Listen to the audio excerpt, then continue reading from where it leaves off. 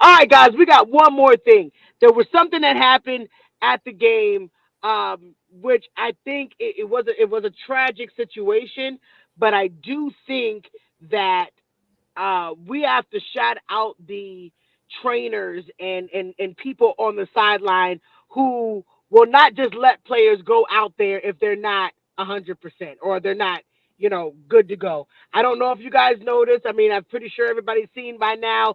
Greenlaw was injured very bad. But people don't realize, I think it gets glanced over that he wanted to go back in the game. He was ready to get back in the game. And it took the trainers to say, no, you're not ready to get back in the game. And just by him doing a couple jumps, he injured and we don't even know what's going to happen with that injury right now.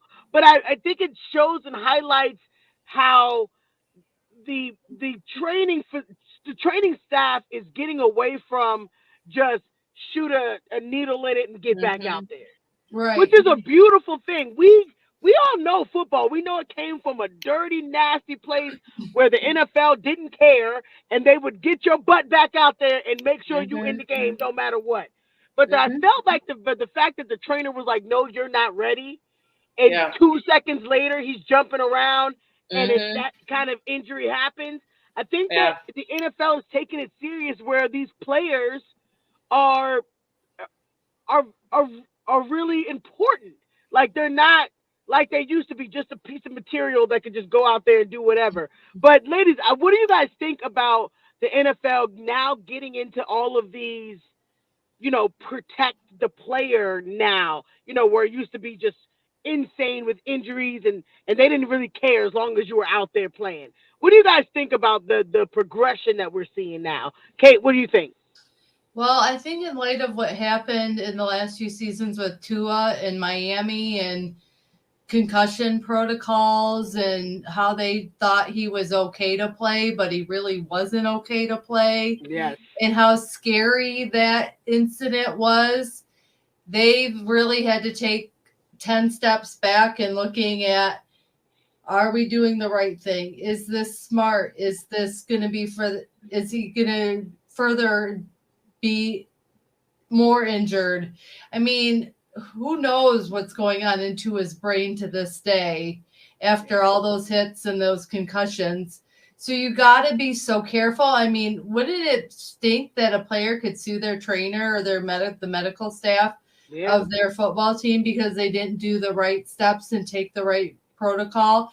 And I think some of these players are thinking, yes, I can go back, and those trainers are like, no, you can't, and Yes. stepping in and saying, no, I can't let you do this because of A, B, and C, that 100%.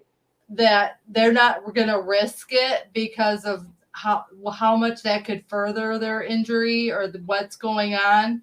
So I'm glad that the medical staff and the trainers are taking more care of these players so Yes. that they can have more longevity in the league and they can go back and play the next season Yeah. versus doing something that could be season ending but career ending.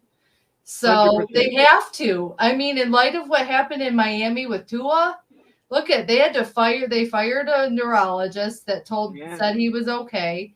They had Yep. to fire another trainer that said he was okay when he wasn't.